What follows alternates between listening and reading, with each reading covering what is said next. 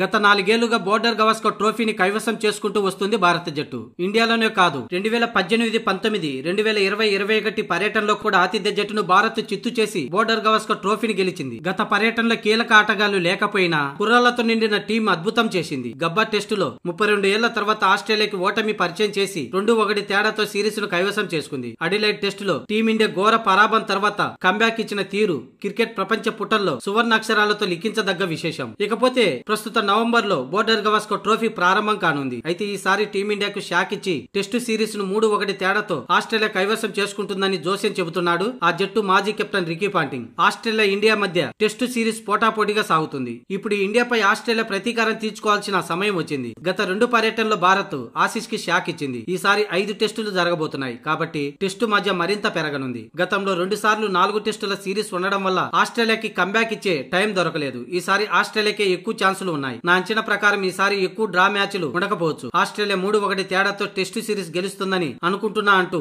Ricky Ponting తెలిపాడు. వాతావరణం బాగోలేకపోతే 2-1 తేడాతోనైనా series ని గెలిచే అవకాశం ఉందని రికీ పాంటింగ్ పేర్కొన్నాడు. ప్రస్తుతం ట్రావిస్ హెడ్, స్టీవ్ స్మిత్ మంచి ఫామ్ లో ఉన్నారు. ప్యాట్ కమిన్స్ కెప్టెన్స్ లో ఆస్ట్రేలియాని ఆసీస్ గడ్డపై ఓడించడం ప్రస్తుత ఆస్ట్రేలియా టీం ను బట్టి చూస్తే అంత ఈజీ కాదని రికీ పాంటింగ్ పేర్కొన్నాడు.